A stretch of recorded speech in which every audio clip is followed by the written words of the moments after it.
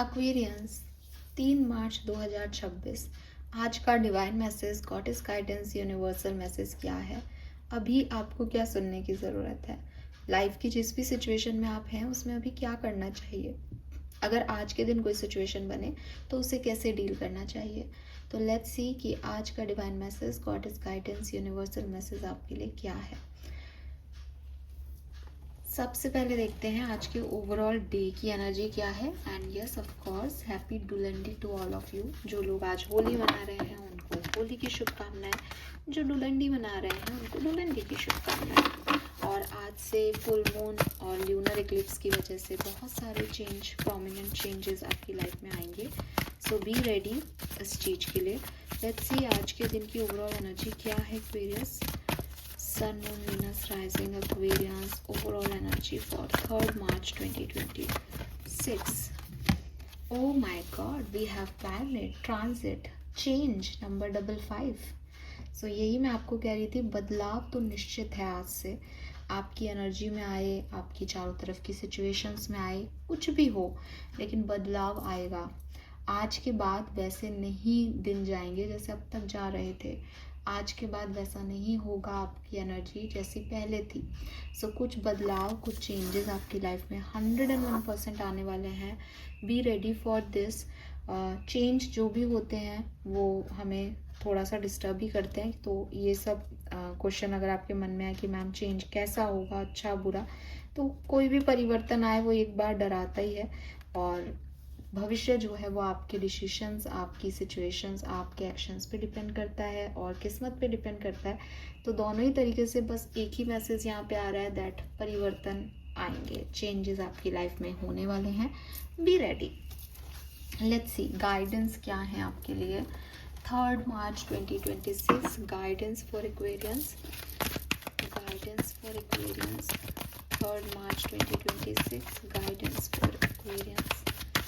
3rd March 2026 guidance for Aquarius. Okay, we have loyal heart.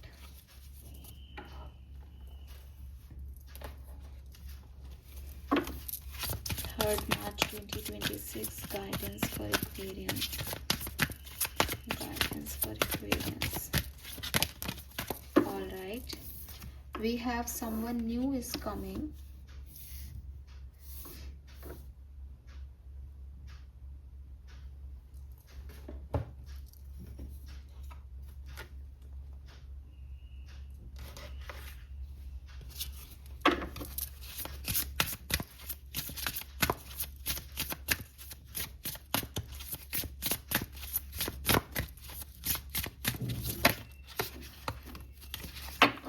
Guidance for Aquarius 3rd March 2026. We have magic. Wow. Number 8 and number 10. Gazab, Aquarius. This is something significant.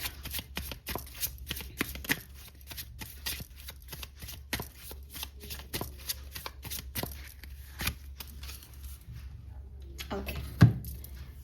So Aquarius, देखो सबसे पहले तो जो भी change आ रहा है वो कुछ नई एनर्जीज को आपकी लाइफ में लेके आ रहा है।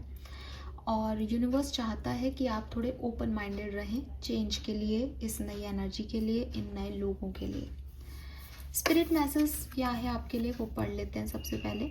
तो मैसेज है, sit in silence for a moment and listen. Answers you have been seeking are finally coming to you. Truly trust and believe that you are going to make it and be exactly where you need to be. We are on this journey with you. Hang in there. It's not much longer.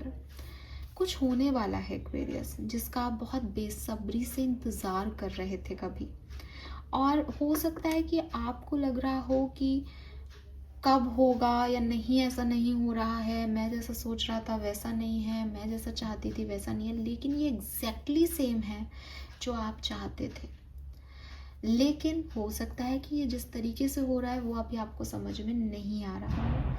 तो चुपचाप बैठ कर के शांति से जब universe के intuition जो आप तक पहुंच रहे हैं उनको सुनोगे तो अपने आप को सही आंसर कर पाओगे हर एक सिचुएशन में कि ये सिचुएशन क्यों घट रही है और क्या हो रहा है।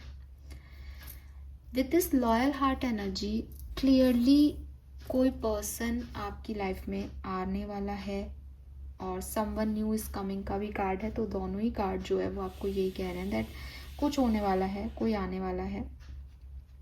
इम्पॉर्टेंट ये है कि तुम लॉयल्टी पे शक नहीं करो, ठीक है। आप किसी की लॉयल्टी, किसी के होने पे, अपनी ज़िंदगी में आने पे क्वेश्चन मार्क खड़ा नहीं करो।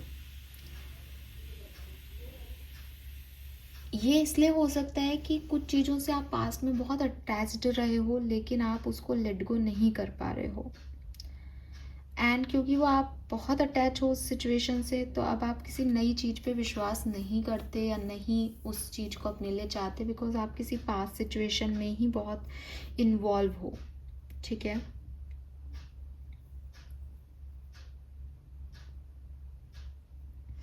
ऐसा भी हो सकता है आप में से काफ़ी लोगों के लिए कि आप किसी सिचुएशन या किसी पर्सन से इस कदर अटैच हो या इस तरह से जुड़े हुए हो कि उसके बिना आपकी आइडेंटिटी क्या है आपको यही नहीं समझ में आता। जैसे फॉर एग्जांपल अगर मैं आपको एक मैसेज दूं तो हो सकता है कि आप अपनी मदर से बहुत कनेक्टेड हो।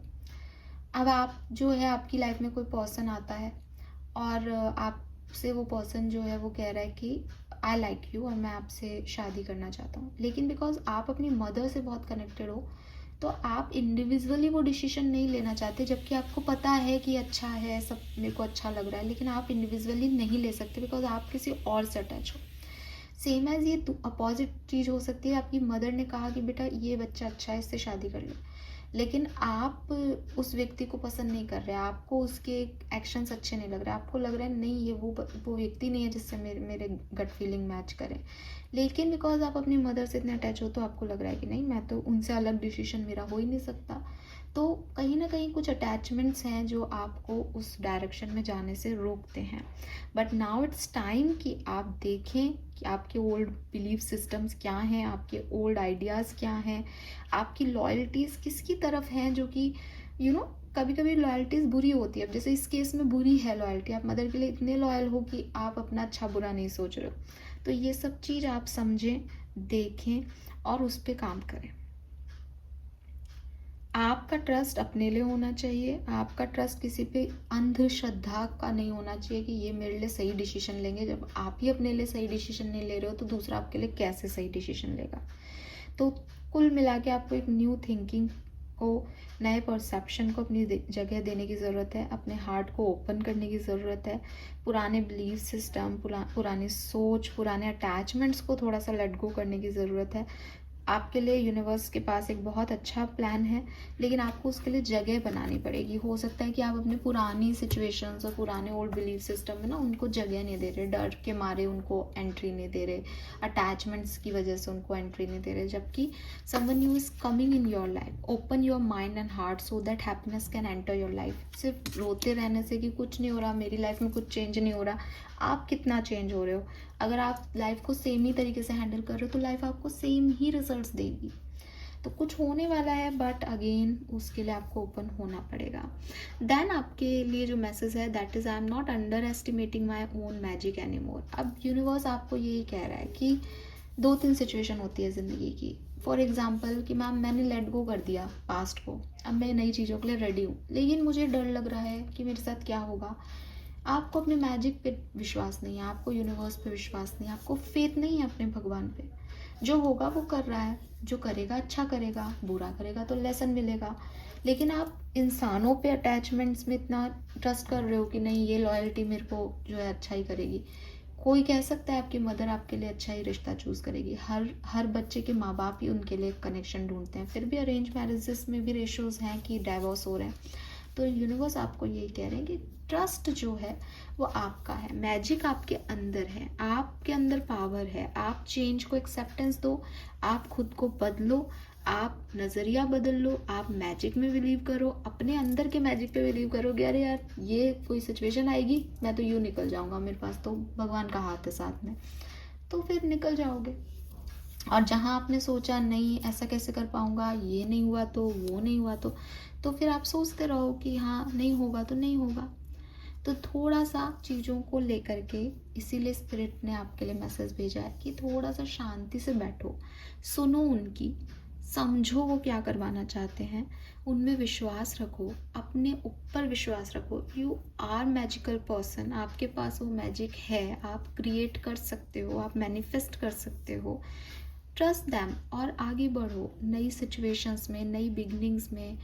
पुरानी चीज़ों को, पुराने बिलीफ सिस्टम को छोड़ दो एक्वेरियस, और न्यू हो जाओ, बिकॉज आप चेंज की तरफ बढ़ रहे हो। ये ल्यूनर इक्लिप्स हम सब के लिए परिवर्तन लेके आएगा।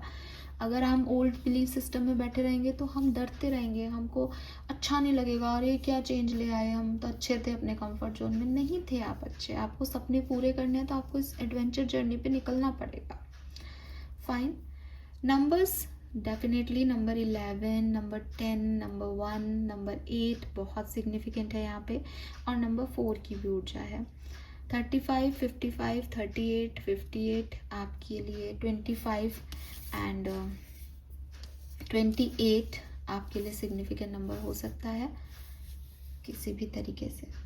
28 बहुत दिख रहा है, मे बी 28 एज हो किसी की। यस, 26, 28, 38, 35, 36 ये सब एज ग्रुप हो सकता है। So this is all for you Aquarius. Hope ये आपसे रेजोनेट होगा। चैनल को लाइक और सब्सक्राइब कीजिएगा। Bye bye.